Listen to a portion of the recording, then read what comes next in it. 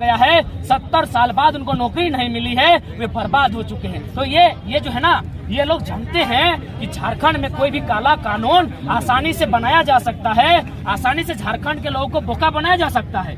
चले जाइए नागपुर में, वहाँ है WCL वेस्टर्न कोल लिमिटेड, सेम रूल है कि कोयला बाद में कोड़ेंगे, पहले विस्थापितों को घर बना के देंगे, पैसा देंगे, नौकरी देंगे। आइए झारखंड, आइए धनबाद, बोकारो, रामगढ़, पिपरवार, NTPC आइए, पहले लाठी, पहले गाली, पहले जेल, फिर बच गए, बर्दाश्त कर लिए तो नौकरी मिलेगी। अभी 3rd ग्रेड 4th ग्रेड की नौकरी मिलेगी, लात जूता मिलेगा, फ्री में मिलेगा।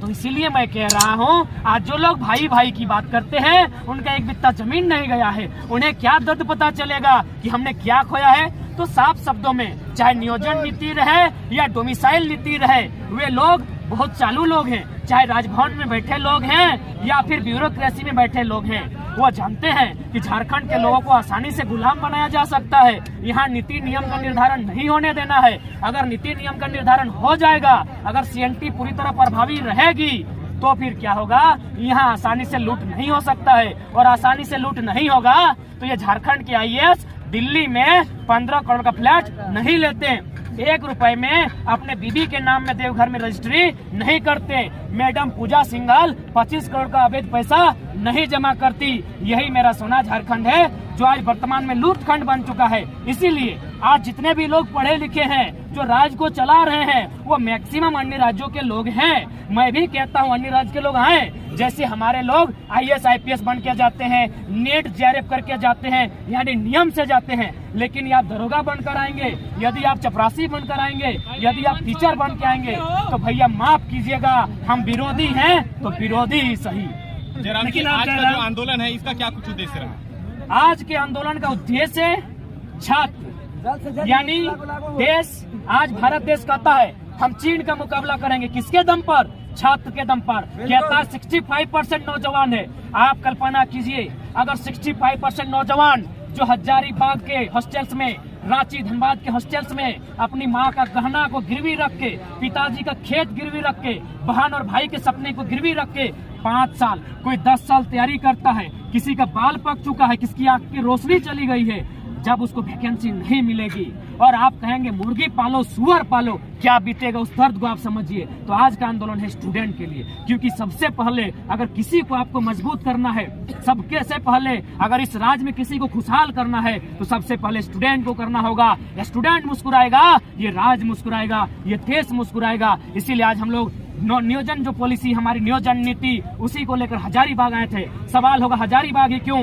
राजधानी रांची है, उप राजधानी दुमका है। हम खुले शब्द स्तर पे कहेंगे हजारीबाग हमारी शैक्षणिक राजधानी है, यानी कैपिटल ऑफ एजुकेशन। इसीलिए पढ़ने वाले छात्रों की संख्या यहाँ ज्यादा है। आज छात्रों के दर्द को अगर कोई समझेगा तो नेतृत्व हजारीबाग को करना होगा। ये पढ़ने वाले छात्र बहुत मुश्किल से अपने घर से चावल बना नहीं है कि झोला में भर गया हॉस्टल आने के लिए, आलू कोड़ाया नहीं कि झोला में भर गया, सीम गांगर झींगा सब झोला में भर गया कि बेटा पढ़ेगा, बेटा लड़ेगा, बेटा एक छोटा सा मामूली सा नौकरी लेके आएगा। लेकिन जैसे ही आता है, आज 12 को vacancy cancel cancel cancel cancel. क्या आप उम्र को लौटा सकते हैं?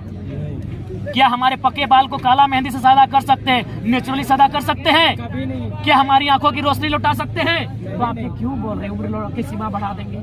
हमारी उमंग को, हमारे जोश को, उस पर जो हमला हो रहा है, इस पर कौन बात करेगा? इसलिए आज नौजवानों के पक्ष में नियोजन नीति बनानी होगी, और नहीं तो जोरदार आंदोलन होगा, एक साथ पूरे राज्य में चक्का जाम होगा। हेमंत सोरेन सत्ता में आने से पहले जिस तरीके से नौकरी की, स्थानीयता की बात की, अभी जिस तरीके से सरकार घिरी हुई है, स्थानीयता जो है उसको राज्यपाल वापस कर देते हैं, नियोजन नीति हाईकोर्ट से रद्द हो जाती है। क्या लगता है कहाँ खामियां है? सरकार में खामियां है, अधिकारी में खामियां है, या नीतियां में खामियां है, सोच में खामियां है? सोच में खामियां।